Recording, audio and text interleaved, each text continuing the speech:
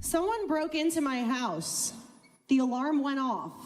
I was alone, and the only thing I could find to potentially defend myself were 2 small swords from my wall. Hey, Brad, you fucking little weirdo. The thing's right in front of you, right here. I grabbed the 2 swords and chased the burglar out of my home. I can't see over the table, Jay. Who the would have 2 swords on their wall? 2 small swords. Well, to chase the burglar. Again, I keep wanting to blame Brad, but I hope it's Brad because that's the funniest thing I've ever.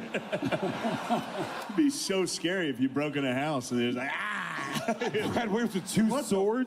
And then Brad only has tiny weapons in his house?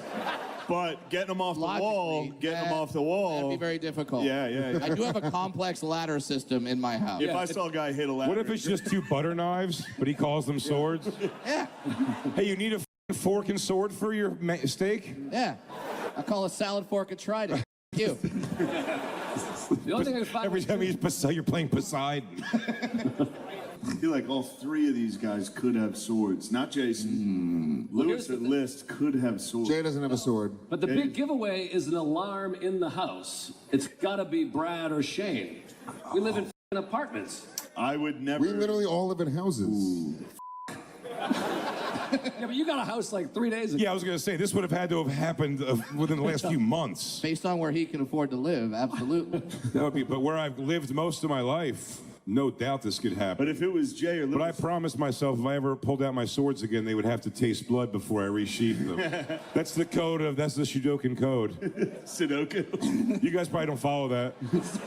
It's the Sudoku. I mean, I would have No, it's heard, different, the Sudoku code.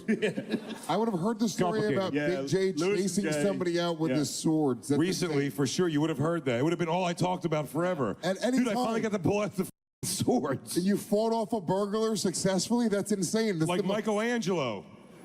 I will This say. has to be Brad because Brad's the only one up here that I don't know that well. There's Yeah. no way somebody fought off a burglar and I've never heard this story. Yeah. See, I'm leaning Brad, but also it feels like the burglar could have grabbed his forehead and held him back.